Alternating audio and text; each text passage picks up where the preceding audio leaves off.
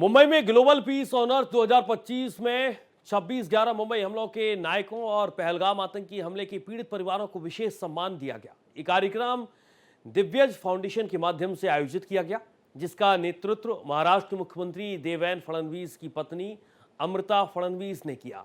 इस समारोह का उद्देश्य भारत के उन शहीदों के साहस, त्याग और बलिदान को सम्मानित करना है, जिन्होंने देश की रक्षा के लिए प्राण न्यौछावर कर दिए। ग्लोबल पीस ऑनर्स 2025 में वॉक ऑफ ऑनर में मुख्यमंत्री देवेंद्र फडणवीस ने कहा, एक तरह से भारत ने खुली छूट दे दी है और भारतीय सेना पाकिस्तान में घुसकर सभी टारगेट खत्म कर दिए। पाकिस्तान कुछ नहीं कर सका। ऑपरेशन सिंदूर के जरिए दुनिया ने भारत की ताकत को और उसकी काबूलियत को देखा है। आज दुनिया मानती है कि भारत एक बदला हुआ और मजबूत देश है। भारत आज एक बदला हुआ भारत है, एक मजबूत भारत है, एक ऐसा देश है जिसने खुद को बदल लिया है। पाकिस्तान अब जानता है कि वो सीधी लड़ाई में भारत को नहीं हरा सकता और इसीलिए वो एक प्रॉक्सी वॉर, एक सूडो वॉर छेड़ने की कोशिश करता है और दिल्ली में धमाका करके वो एक बार फिर से अपनी मौजूदगी दिखाने की कोशिश करता है। ग्लोबल पीस ऑनर्स 2025 में रिलायंस फाउंडेशन की फाउंडर चेयरपर्सन नीता अंबानी ने कहा, आज रात यहां हमारे बहादुर सैनिकों, हमारे साहसी पुलिस और हमारे बहादुर शहीदों के परिवारों के सामने खड़े होकर मैं बहुत विनम्र महसूस कर रही हूं। उन लोगों के बलिदान से बड़ा कोई बलिदान नहीं हो सकता, जिन्होंने अपने देश के लिए अपनी जान दे दी, जिन्होंने अपना आज कुर्बान कर दिया ताकि भारत का कल सुरक्षित हो सके। 26/11 पहलगाम या किसी भी आतंकी हमले के सभी शहीदों के लिए हमारा दिल हमेशा शुक्रगुजार और गहरे सम्मान से भरा रहेगा। उन सभी और उनके परिवारों के प्रति मैं श्रद्धा से अपना सिर झुकाती हूं। एक प्रकार से खुली छूट दी तो भारत की सेना ने पाकिस्तान के अंदर घुसकर सारे के सारे टारगेट समाप्त कर दिए।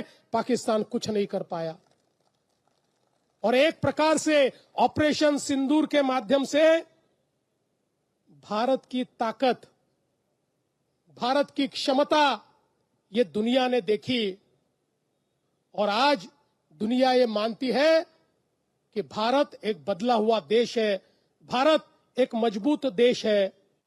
लेकिन ये लड़ाई समाप्त नहीं हुई, क्योंकि अब पाकिस्तान जैसा देश ये जानता है कि सीधी लड़ाई में भारत को हम पराजित नहीं कर सकते। इसलिए एक छद्म युद्ध, एक सूडो इस प्रकार का युद्ध हमारे साथ लड़ने की कोशिश करता है और फिर दिल्ली के बम विस्फोट जैसा एक विस्फोट करके फिर एक बार अपने प्रेजेंस को दिखाने का प्रयास वो करते हैं। लेकिन मुझे खुशी है कि आज बदला हुआ भारत है, जिस भारत ने पहले ही इन चीजों को भांपकर जिस प्रकार से ऑपरेशन किए और 3000 किलोग्राम आरडीएक्स को जब्त किया, वरना इनके इरादे तो भारत के हर कोने में इसी प्रकार से बम विस्फोट करने के थे और मुंबई सहित कई हमारे देश के शहर इनके टारगेट पर थे। लेकिन जब भारत की हमारी एजेंसीज ने इसको भांप लिया और उन पर सीधे हमला बोला, तो दिल्ली में उन्होंने एक विस्फोट करके अपने प्रेजेंस को दिखाया। और इसीलिए हम ये कहना चाहते हैं कि खतरा लगातार जारी है, क्योंकि अब पाकिस्तान जानता है हमसे लड़ नहीं सकता, तो इस प्रकार से कोई ना कोई घटना करके और पूरे विश्व में अपने प्रेजेंस को दिखाने का काम और भारत के खिलाफ इस प्रकार से साजिश करने का काम वो करते रहेंगे। और इसीलिए मैं कहना चाहता हूं, हम सभी को अलर्ट होना पड़ेगा, सजग होना पड़ेगा। सभी को देश के आंख के रूप में, देश के कान के रूप में काम करना होगा और देश की जबान में हमको बोलना पड़ेगा। उसी इरादे से आज का एक कार्यक्रम यहां पर आयोजित हुआ है। मुझे बहुत खुशी है कि सदानंद दाते जी, जो आज एनआईए के चीफ है, आज उनका यहां पर सत्कार होने वाला है। इन जाबाज हमारे नायकों ने उस समय जो लड़ाई लड़ी, हमारे करकरे जी, कामटे जी, साळस्कर जी और तुकाराम ओंबळे जैसे एक हमारे जवान कि जिन्होंने अपने शरीर में तो गोलियां खा ली लेकिन कसाब को छोड़ा नहीं, उस कसाब को फांसी तक ले जाने का काम करने वाले तुकाराम ओंबळे, ऐसे कई लोग, मेजर उन्नी कृष्णन, एपीआई मोरे, ऐसे कई शहीद, और उन शहीदों के साथ हमारे लड़ने वाले सारे लोग, और उसी में से एक लड़ने वाले हमारे सदानंद दाते जी, जिन्होंने मैडम कामा हॉस्पिटल में जिस समय ग्रेनेड फेंका गया और ग्रेनेड से वो जख्मी हुए, फिर भी पीछे हटे नहीं। जब तक वहां पर आतंकवादियों का खात्मा हुआ नहीं, वो जमे रहे और आतंकवादियों का खात्मा किया।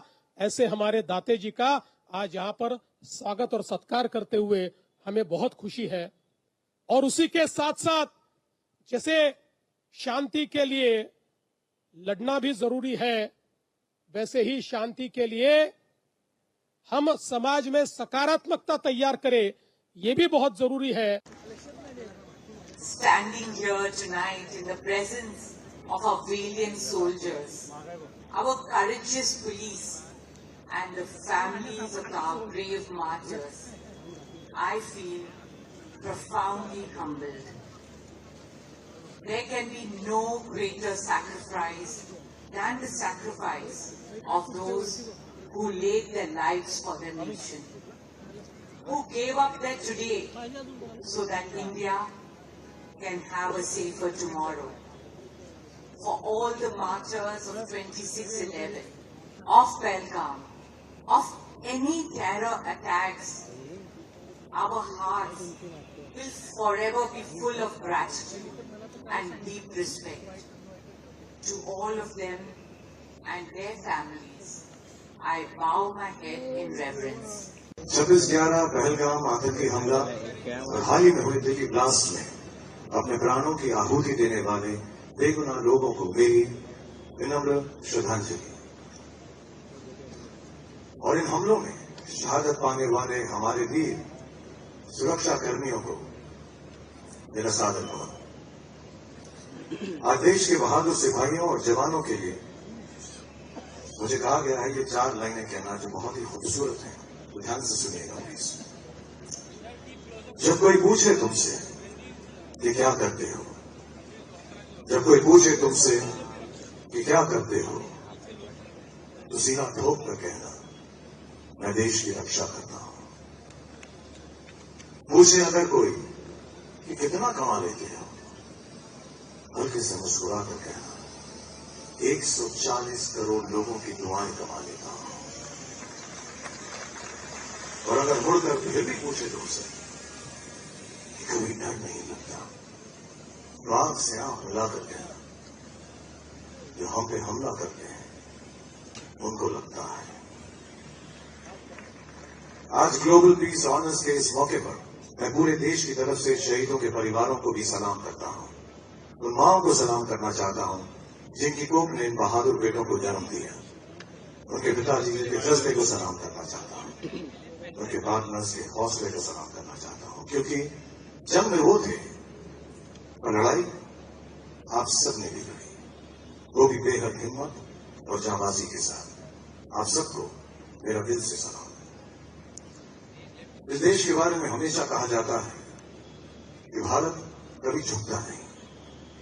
हमें कोई रोक नहीं पाया है, हरा नहीं पाया है, हमारे अमन को हमसे छीन नहीं पाया है, क्योंकि जब तक इस देश के super heroes the men in uniform are guarding us, तब तक हमारे मुल्क से अमन और शांति को दूर करना मुश्किल नहीं, नामुमकिन है।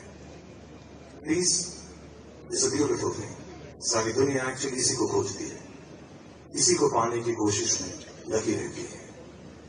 शांति ही है जो दुनिया को, जो सारे बड़े बड़े लोग जिसको खोजते हैं, उसे पाना चाहते हैं।